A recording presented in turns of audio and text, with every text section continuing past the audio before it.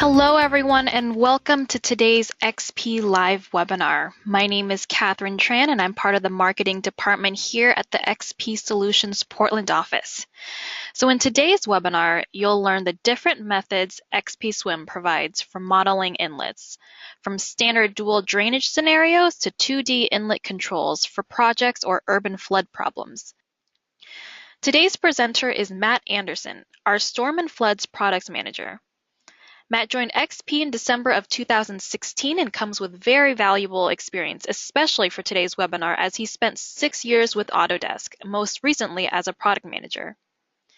He's also spent over 16 years as a private engineering consultant, and over the past decade, he's been involved in improving the workflows and technology that engineers use to study and design civil infrastructure and water resources. So thank you all for joining us today, and welcome, Matt. Thank you, Catherine. Today's agenda, as Catherine had indicated, is about modeling inlets in urban flooding situations. It's something that I've kind of spent a bit of my career doing, but initially, very early, very often, it was neglected. It was a neglected element. It was overlooked, primarily because a lot of elements, a lot of inlets, we didn't have a lot of information associated with that, and the modeling software wasn't there. But now I think with XP, we've definitely have that ability to cover these elements and include those in our urban analysis. So we want to be able to look at how do we model, say, the physical properties, maybe the HEC 22 physical properties of that. How do we utilize a rating curve? What's available for dual drainage scenarios, and what do we do with 2D? But before I get too far and too detailed in that, I want to get a little bit more information about you.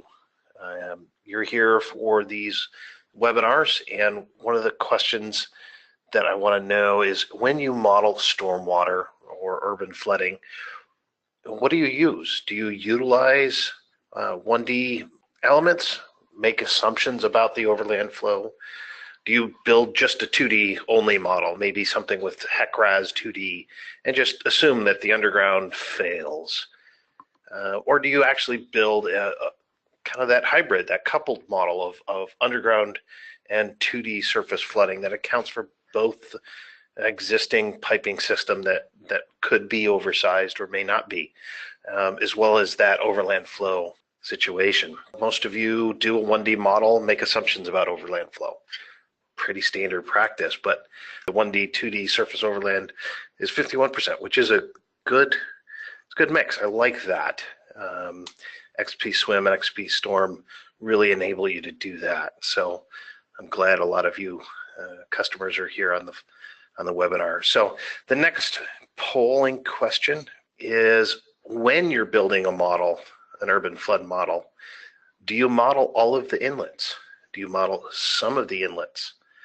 Do you kind of skeletonize the model, get rid of all those little short stubs that go leading to inlets, and summarize in that one manhole, maybe the 4 inlets at an intersection or that? Or do you just ignore all the inlets and just assume all of your structures take all the water that comes to them? And based on some of those other modeling questions, do you just ignore inlets altogether and just do surface modeling? All right, so about a third of you model all inlets.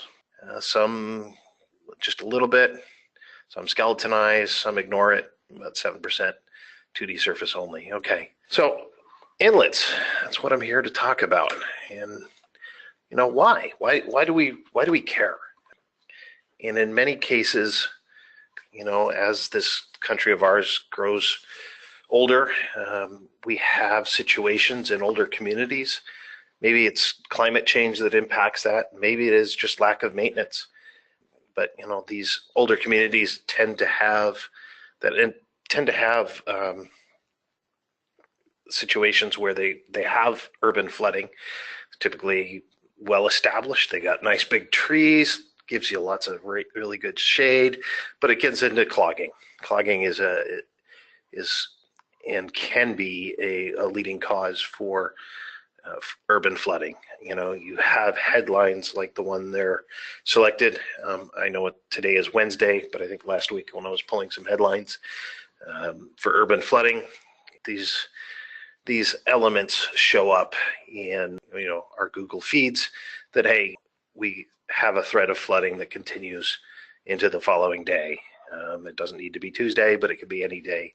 So we have climate change that is changing our view of rainfall. Maybe it's more intense than when all of these inlets and these urban stormwater systems are built. But it becomes a nuisance. It becomes a critical element in many cases in the politics of our local communities. Those lead to situations like you see here. I don't remember if this was physically Houston, but there's another headline that I found. Urban flooding is on the rise in Houston. It happens. I think the image was Florida, but it happens a lot where these strong, intense rains are exceeding really what the inlet capacity is. In many cases, when we design roads or design storm sewer systems, we're looking at the capture as if this was not a restrictor. And in many cases, these inlets are really being restrictive and preventing water from getting into our sewer systems. And it also could be the sewer systems are just limited, but these are very important questions to ask in urban areas.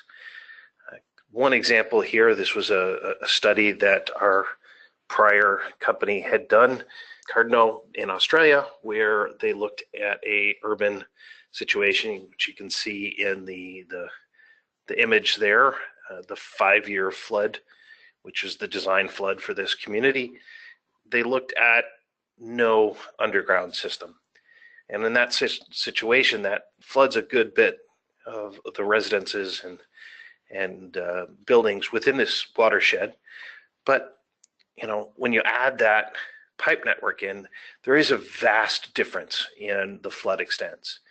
And modeling those inlets becomes a critical part of looking at and verifying that we are accurately modeling the overall system. There may be a specific area that we want to look at because of nuisance flooding to make improvements. I've been to a number of flood seminars where that's been a constant and reoccurring element that engineers bring and present at these conferences, where they're trying to identify and model so that they can model and design new systems. And XPSWM, XPStorm can really assist you at that level. So what do you need for XPSWM, XPStorm? Well, let's kind of walk through this as simple as I can. What's the data required? XPSWM, XPStorm has what's called the global database. That global database is, you define it once for your model, you can then reuse it or assign it to the discrete elements or the discrete inlets, in this case, across your model. So things like the pavement crossfall, which is really your just cross-section geometry that helps you determine your gutter spread, gutter depth, gutter velocity, things like that. You also have inlet capacity type. There are a number of different ways. This could be your typical inlet geometry. For example, in Florida, if you use the standard Department of Transportation specs, I think there's really about 16 specific geometry types. You could always incorporate those within your global database and build those into your template. Some places I know in the Midwest, your agencies have regulatory charts. There are, if you're using this inlet within this county, this is the inlet performance nomograph, if you will. And you can actually pick off the values there, save that as a rating curve, and save that into your template. So as you build your next model for that community, you've done the work, which is really nice. So let's look at these individually. Your pavement crossfall. This will give you your gutter spread, gutter depth, and gutter velocity. And you kind of match these values to your typical road section. And when I pull up XPSWMM, or XPSWMM, I should say, we'll look at this in the global database and how to get there, as well as these values. Most of the templates that we've provided, the default values here typically fit a good metric model.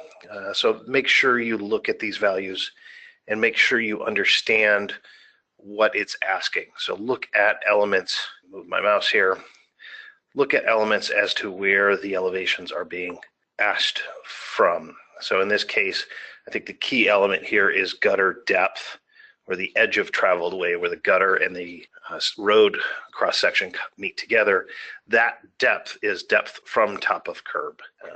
You'll see in a number of places that, I think I have a Civil 3D cross section here. The default geometry for a curb cross section is your gutter width and gutter slope, but you can always select that as a depth value and utilize some of the ABC coefficients to define that. So in this case, we're looking at a compound cross section. We have a 2% cross slope, and ultimately I think this is roughly an 8% cross slope for our gutter. So we have inlets. These are, for example, this is one outside of my house. It's a brand spanking new 4-foot curb opening inlet. It's got a bit of a gutter depression that the inlet has depressed, and we can define the inlet capacity and take a look at that. So we can attach our boundary curb, our pavement crossfall definition, together with the physical definition of our inlet, making sure that we calculate our gutter spread, and then add our longitudinal slope. Now, when I took our values for the screenshot for this inlet A2, I ended up putting a 1%. That is our on-grade longitudinal slope. If we get into sag inlets, we want that longitudinal slope to be 0. That's really how you indicate your inlet calculations for your gutter spread are done using the sag condition versus assuming it's going to bypass. I see somebody questioned ABC values. The ABC values are from AutoCAD Civil 3D. Each cross-section element, especially for a curb, has variables A through, I think it's probably A through F. And one of those is what is the depression depth in your gutter flag, which I think is the C value. So if you had a 2-inch depression from the edge of travel way to the gutter flow line. So those are the values. That's a Civil 3D cross-section question. Back to XPSWMM, the HEC 22 inlet types. I think you'll see the elements of HEC 22. You'll see in the dialog box, I think it's HEC 12, which is the older document now. You can have the grate and curb opening inlet combination inlet and slotted drain values. As you define those on the dialog box, that's really where you select your grate type, okay? And depending on the grate being selected, that has different effects on capture. But the inlet configuration, whether it's a grate, element, gutter depression, things like that, those are all unique to that definition. So let's go ahead and quickly do a demo here. So I have XPSWMM and I have imported my existing conditions 10, little depression here. I want to show you the CAD file. I've just built a small little road that has a sag in its profile. You can kind of see there's a sag in the profile here. If I turn off that topo, I'll turn on our contours from the terrain surface. We actually see that those match the AutoCAD file that I've loaded in the background. In this case, I want to turn on my nodes. So I have a small little system here, A1 through A4. And there's the pipes associated with that. Let me go ahead and zoom in a little bit. So I have an inlet, A2. I have a node actually. And when we look at A2, notice that I have inlet capacity turned on. So in a 1D model, we're utilizing inlet capacity. And in this case, we are going to use the inlet capacity of HEC22. Now, we have really 4 selections here with a couple of diversions. We can utilize maximum capacity only. We can say that this inlet only has a capacity, in this case, of 0.05 CFS. It's a little, not a little low, it's low, okay? We also have efficiency factor. How efficient is this node in capturing water? In this case, 1 is assumed to be 100% capture, 100% efficient in its ability for capture. If we said that this was 2, maybe we have 2 sets of inlets here. In this case, maximum capacity would be 2 times that. If I do this, efficiency would be 2 times the HEC22 selection of a curb opening inlet. But if I want to say that that 4-foot curb opening is only 50% efficient, this is how we would utilize that and say, hey, because of maintenance schedules with the public works team, we're going to assume that half of the inlets are working at 100%. So it's 50% efficient. We can utilize elements for capacity called rating by approach flow. And in this case, I have a selection here. This is in our global database. These are little rating curves. And this 50% capture rating curve, if I click on the edit, will pretty much show me that based on gutter flow and gutter depth, we have captured only half of that. These are the description of 50% capture is user made. It's not actually calculated this. We've just entered this rating curve to establish that efficiency. Maybe if you had a nomograph, you could insert those values. If you knew what the flow is, you could enter the capture. Some DOTs have done what the Federal Highway has asked for and built scale models and built rating curves for their inlets based on different slope percentages. That is available and possible. We can also select what's called rated by approach depth. And again, it's another rating curve, very similar to the other element. In fact, it's utilizing the same curve, but we're actually just utilizing, in this case, depth for capture. They, at some point, the measurement of that rating curve is probably found, and you've got to transfer that to the application. In this case, you can look at elements like depth and identify, are we looking at the pavement characteristics? So we're utilizing gutter spread and gutter depth for more of an on-grade situation with this, or are we looking at the node storage? In this case, we've got a sag condition, and we probably want to, if we were going to use approach depth for inlet A2 or inlet A3, we'd probably want to look at node storage characteristics. But in this case, I want to look at HEC22. And sitting in between approach depth and HEC22 is really our pavement crossfall. This, if I go ahead and edit this, looks just like the screen capture from the PowerPoint. And we have our 12-foot parkway, 2% slope, half-inch curb with a little offset down to the flow line 6 inches deep. And we've got our compound gutter leading to our edge of travel way. In this case, it's 2 12-foot lanes. And in this case, that is going to allow us to make spread calculations all the way to really our road center line. As I said earlier, because this inlet is in sag, we want to use a 0 value for our longitudinal slope.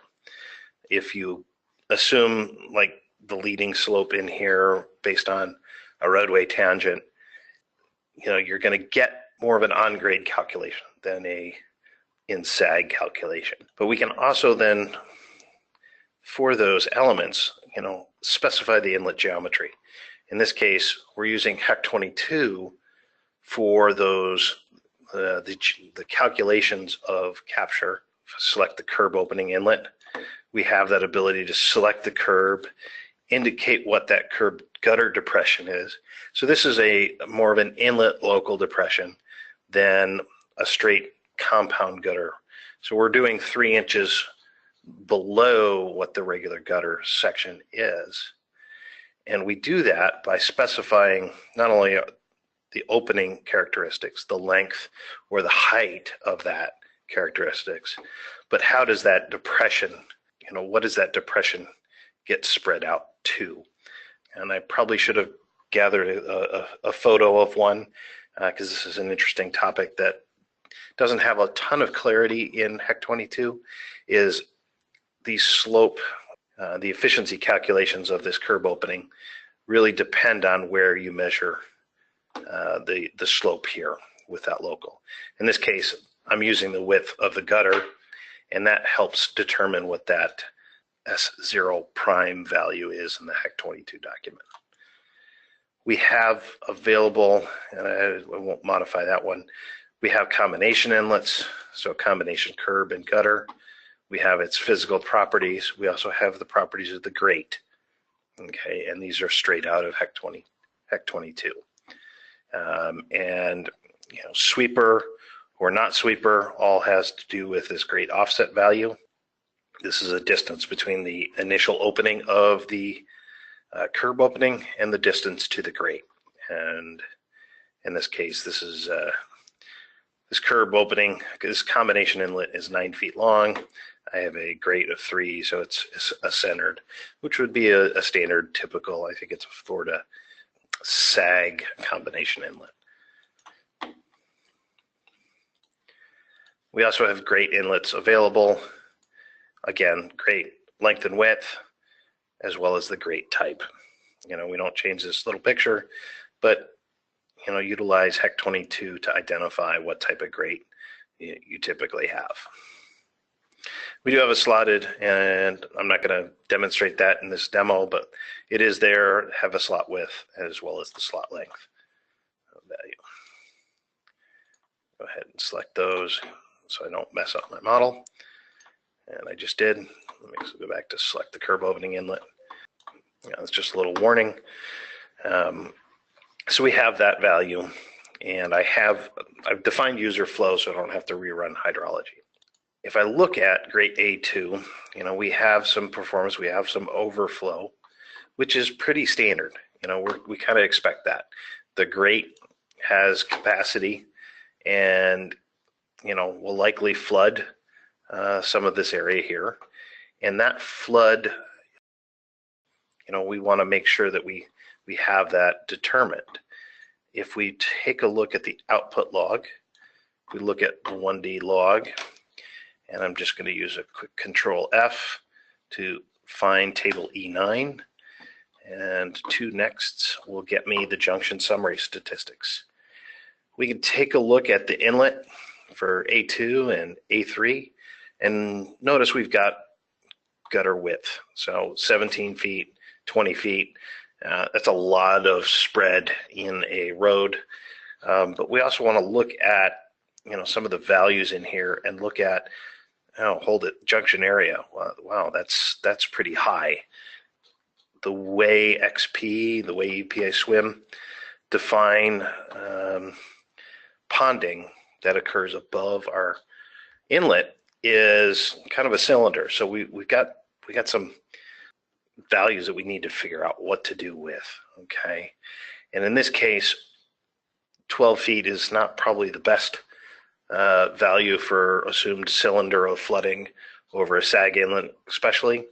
We want to establish some value of storage, and we're going to do that storage from the spill crest up. And if we were to look at maybe constant, I can come over here and use the measure tool. Not within this dialog box, but if I could use that measuring tool, I can actually kind of quickly just jigger maybe what I thought would be 20 feet of flooding. What is that area here? Okay. And 2,600 square feet. So I can look at that. I can do some quick estimating of roughly how that storage would be. In this case, I'm just going to do a stepwise, and I've got a small little rating curve for the storage up to and just exceeding the crown of the road. And I want to do that really for both inlets. And I've got, I think it's the same, roughly the same curve. I'm going to build both of those, and I'll go ahead and execute that. While it's executing, I just kind of want to look at some questions. There's a couple of questions in here. Can you model debris as a part of the stormwater control? Well, that would be your efficiency value that we want to look at that and go from there. So let's look at, one of the things I want to look at here is if we look at this A2, look at that results here. It looks a little bit better, overflow. I want to look at how efficient, you know, A2 was. Well, because we have that inlet, XP gives us the ability to look at that in a different chart. Okay, we can create a link, and I can make it inactive in the analysis, during the analysis, but I could create this link and define that as, and it's a little hard to read, as A-2 $R. So this is the routing of inlet A2.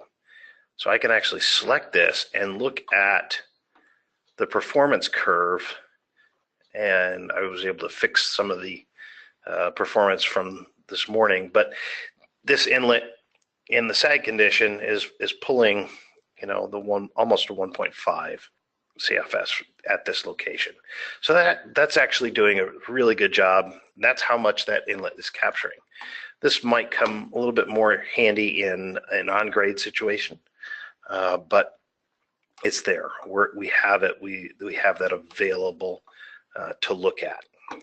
Okay. Now, one of the things it's not going to tell us is whether A2 exceeded this pavement and flowed across all of this element. That's one thing at this point this may not do. I've seen some people attempt to define this as a multi-link with a weir, and that may not be the best element that we want to do. But in many cases, not many people just have simple sag inlet conditions. We also have on-grade conditions. And those on-grade conditions best defined with what we call dual drainage. And the dual drainage allows us as an engineer to prescribe the direction of the 1D channel, or the 1D pipes, but the 1D channel that is occurring at the surface. So water can leave a manhole and not just pond above an inlet. Ponding is something probably more typical, definitely in that sag condition. But if it's an on-grade inlet, it probably isn't going to pond to a certain depth, but it's going to actually go and flow maybe down to the next inlet or the next manhole and possibly get captured or go down. And so we can have a situation where a node can surcharge and it either gets ponded or can flow down the street. That flow can do any of these elements in here in this diagram here. Gutter flow into the inlet. We have bypass that would flow down the street, but we could also have inlet surcharge and have that kind of that mixed flow regime, if you will, which I know some situations, some applications don't do that. Okay, so how do we do that in XP? Well, we do that by defining what's called a multi-link. It's that same single link that right now in that SAG model that I just demoed is just a pipe. Okay, it's that same element, but in this case, we are defining more than one method of conveyance between two nodes. And we can, there are up to 7 different conduits. I don't think I've ever seen a model that has all of these checked, but a multi-link can be our 1D pipe. It can be our 1D surface channel.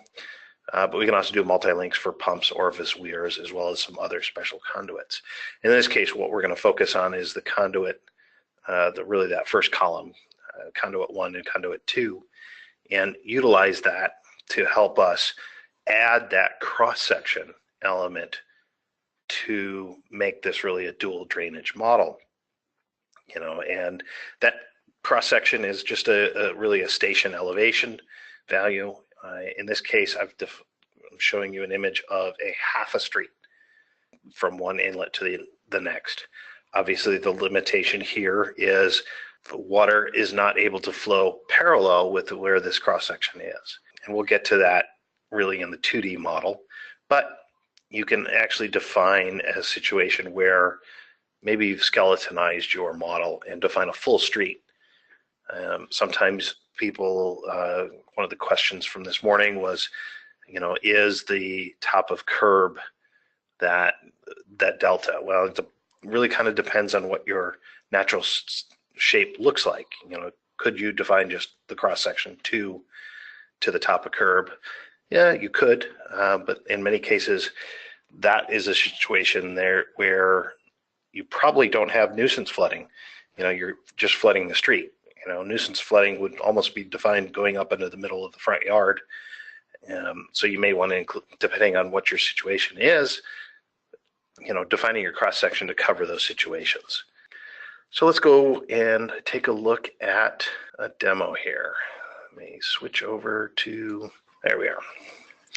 Okay, I'll let this catch up. So very similar to the first demo, where we had a sag condition. I'm utilizing the same road, but in this case, I eliminated the sag and I have made all of the inlets here on grade. Okay, so we have inlets 1, inlet 2, coming down to inlet 3, outletting to, should be outlet 6, but it's labeled I6. But we also have 2 inlets that are farther down the road, moving from left to right, that are capturing more water, preferably along that surface dual drainage route, and capturing those elements here. So we'll have a situation, if we look at inlet 1, again, look at the capacity here. We have a grade inlet with a 0.5% slope. That same boundary curb is occurring. What we want to do for inlet 1 as well as inlet 2 is define that surface link, if you will, that extrusion, if you will, of that boundary condition, so that the water that isn't captured from these elements has a direction to flow. In this case, I'm modeling all of my inlets, so I want to only model half the street in that cross section. And I have a tool. I could come in here and convert by selecting the object, right mouse clicking and hitting multi-link, okay, to convert that to a multi-link. But that's a little bit more work than I kind of want to do. I'm an engineer, so I want to use the tools that I have available.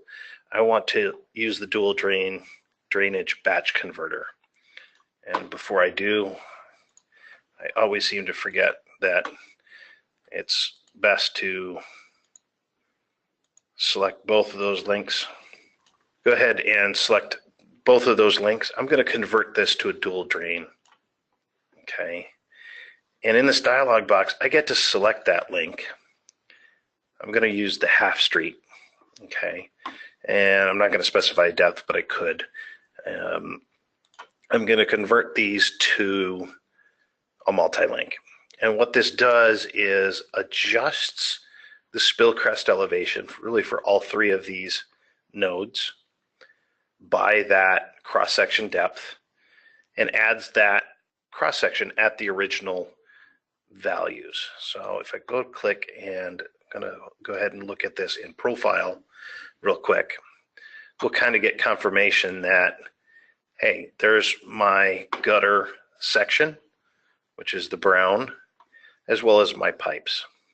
And, you know, as we saw in plan with the arrows, you know, the pipe arrow showed coming from this pipe, or from this inlet, inlet 4, down to inlet 3.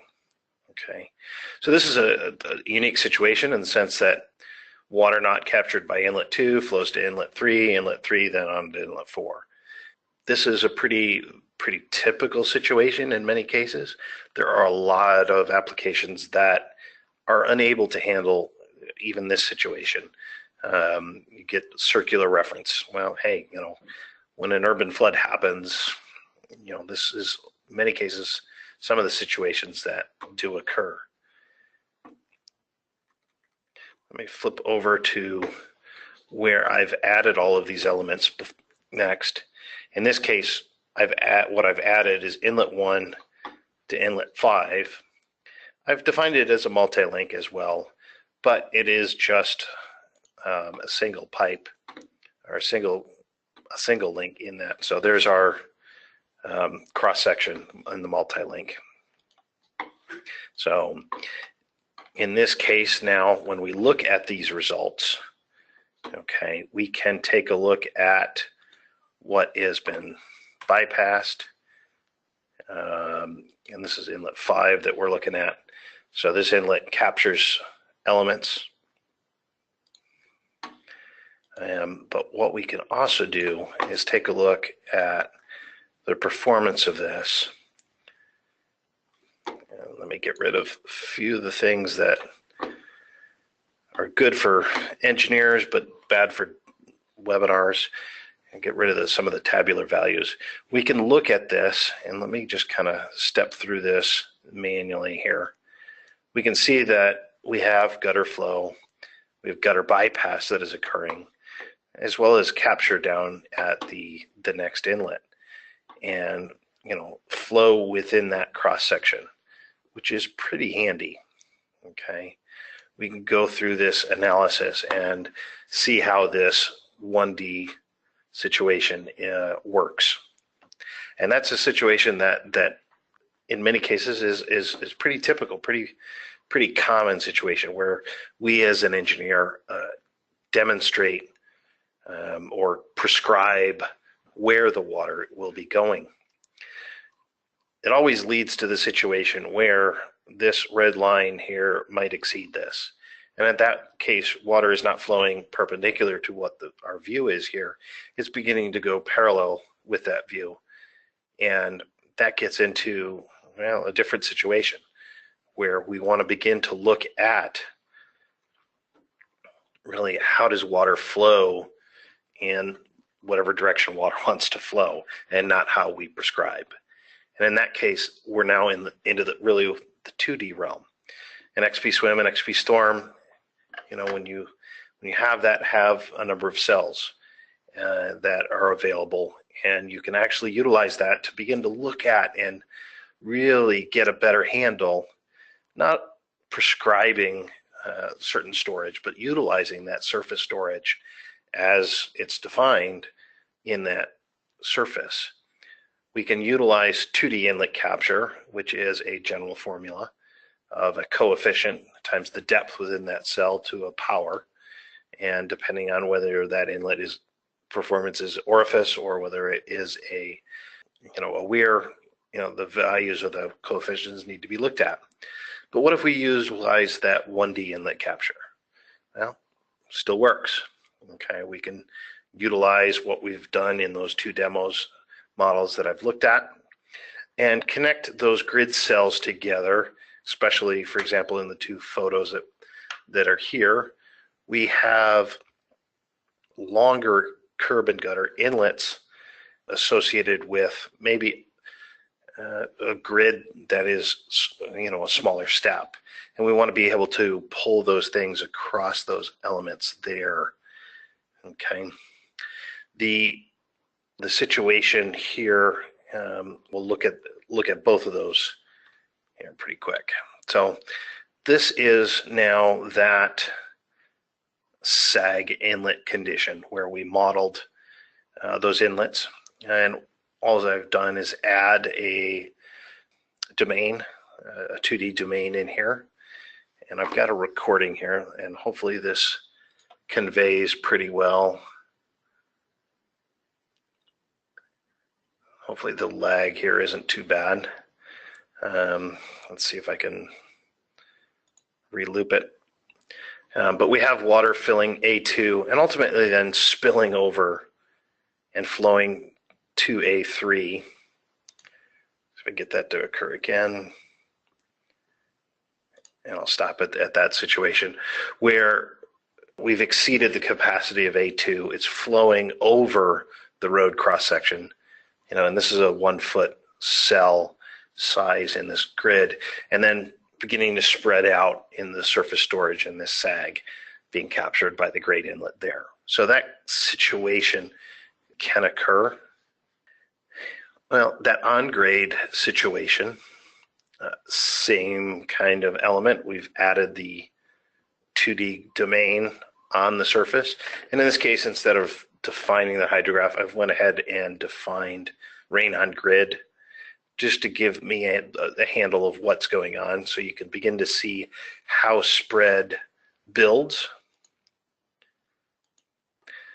as well as how elements like Inlet 5 capture water. In this case, this is I think it's a 10-foot inlet. This node is contained within a 1 foot grid cell, but because that inlet is 10 feet long, we've used the 1D 2D interface line to span the grasp, if you will, of that curve opening inlet, and it's giving that ability to pull that water down and reduce that spread as we go.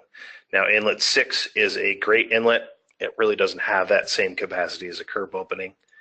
But as we go through this model, and I've restricted this to depths greater than, I think, 1 inch or 1.5 inches. But the same type of process can occur. And you can define multiple domains if you have that option, where you can begin to look at the elements within specific areas and do 2D to get a better feel to mimic what may have happened in an area where you're really concerned about that inlet flooding. So let me flip over to a demo real quick, just to kind of show you how all of these elements come together. And in this case, this is that Inlet 5, the on-grade situation, where I have I5, I've defined that inlet capacity, and I've got a large combo inlet here. And that large combo inlet is 10 feet long.